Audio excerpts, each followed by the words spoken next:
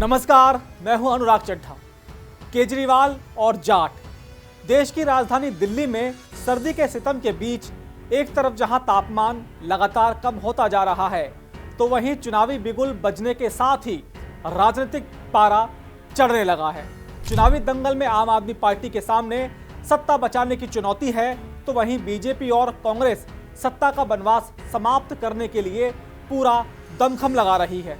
इस बार कई ऐसे मुद्दे हैं जो चुनाव के गुणागणित में बहुत ही अहम हो जाते हैं। जाटों से जुड़ा मुद्दा भी दिल्ली के चुनावी रण में किसकी किस्मत चमका दे कहा नहीं जा सकता।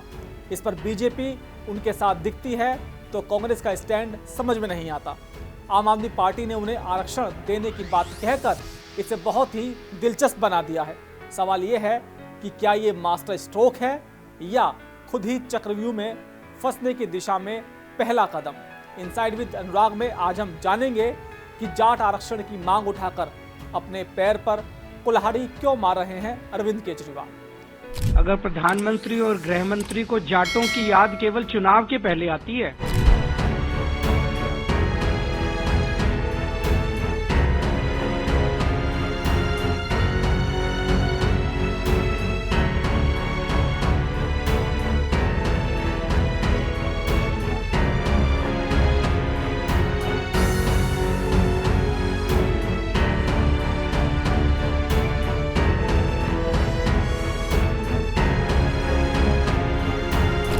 निवेदन है कि जो धोखा 10 साल से भारतीय जनता पार्टी दिल्ली के जाट समाज को देती आ रही है, वो धोखा देना बंद करे।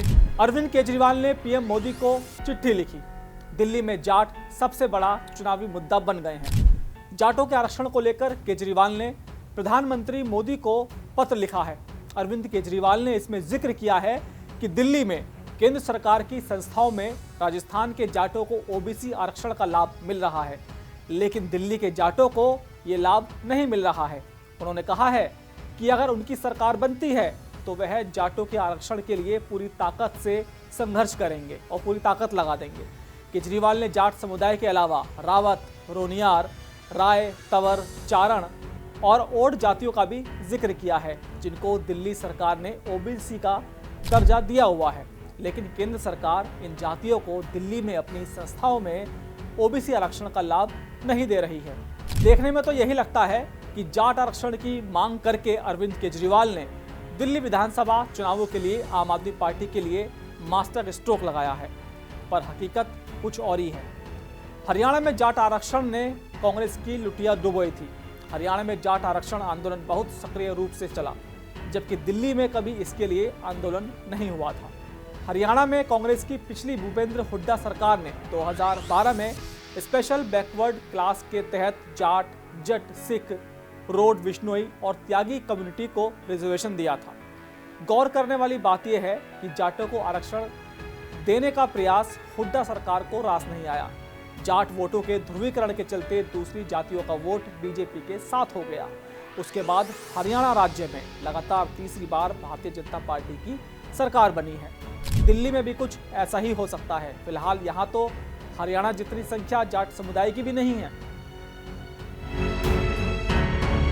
दिल्ली में जाट आरक्षण को सपोर्ट करने से गुर्जर और दूसरी जातियों के नाराज होने का भी खतरा है।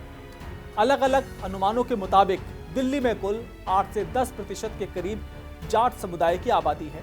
दिल्ली की कुल 8 विधानसभा सीटों पर जाटों का दबदबा है, जिनमें नांगलोई, मुंडका, नजफगढ़, बिजवासन और किरोड़ी आदि जाट बहुल सीटें मानी जाती हैं। जाट वोट बैंक को देखते हुए दिल्ली में आम आदमी पार्टी ने इन सीटों पर इस समुदाय के लोगों को भी टिकट दिया है, पर बीजेपी ने प्रवेश वर्मा को सीएम अरविंद केजरीवाल के सामने उतारकर जाट समुदाय को एक नई उम्मीद दी है। अगर वह जीतते हैं तो सीएम भी बन सकते हैं। आमतौर पर सीएम कैंडिडेट को हराने वाले को ही सीएम पद का ऑफर किया जाता है।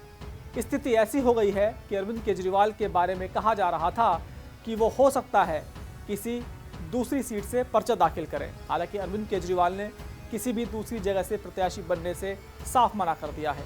बात इतनी सी नहीं है। दिल्ली में जाट और गुर्जर समुदाय में प्रतिस्पर्धा चलती है। दिल्ली में गुर्जरों की संख्या हालांकि जाटों के मुकाबले आधी है, पर सीटों के लिहाज से गुर्जर भी कम महत्वपूर्ण नहीं है। राजधानी में 364 गांवों में से 225 गांवों में जाट समुदाय का दबदबा है, जबकि 70 गांवों में गुर्जर का बोलबाला है, जिनमें बदरपुर, तुगलकाबाद, संगम विहार, घोंडा, गोकुलपुरी, करावल नगर व ओखला में गुर्जर समुदाय के वोटर काफी मायने रखते हैं। इसके साथ ही अगर दिल्ली में भी वोटर्स का ध्रुवीकरण आम आदमी पार्टी का ही होता है तो गुर्जर के साथ अन्य ओबीसी जातियां जाहिर हैं कि बीजेपी के साथ वो जा सकती है। 12 साल बाद क्यों याद आया जाट आरक्षण का मुद्दा? सवाल तो उठेंगे ही। दिल्ली में आम आदमी पार्टी के लिए सबसे बड़ा संकट साख का हो गया है।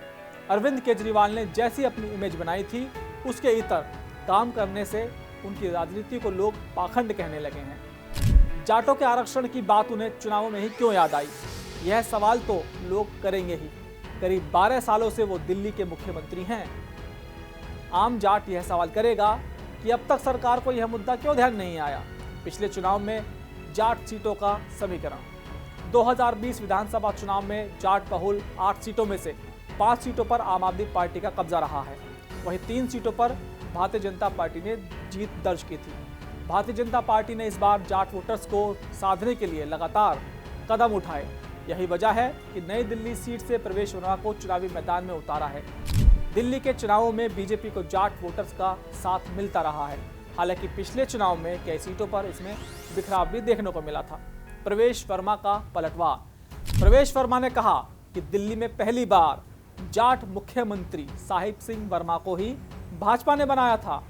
देशद्रोही कहकर देशभक्त जाटों का अपमान भी केजरीवाल ने किया है। उनके सियासी चाल को जाट समाज बखूबी समझ रहा है। इस बार वे जाट बिरादरी के हत्थे चढ़ गए हैं। उन्हें नई दिल्ली सीट छोड़कर भागनी पड़ेगी। जमानत जब्त कराने के लिए तैयार रहें। केजरीवाल को तो जाटों से बदबू आती है। जाटों को लेकर दिल्ली में घमासान मच गया है। देखना दिलचस्प होगा कि जाट के जिन से किसका चिराग जगमग होगा। दोस्तों, दिल्ली चुनाव को लेकर मेरा यह विश्लेषण आपको कैसा लगा, कमेंट बॉक्स में ज़रूर लिखकर बताइएगा। और मैं आपके पास रोज़ाना दिल्ली चुनाव से जुड़े मुद्दे और अंदरूनी खबरें लाता रहूँगा। फिलहाल मेरे चैनल को सब्सक्राइब करना ना भूलिएगा। फिर आपसे मुलाकात होगी किसी दूसरी वीडियो के साथ। तब तक के लिए दीजिए मुझे इजाज़त। नमस्कार।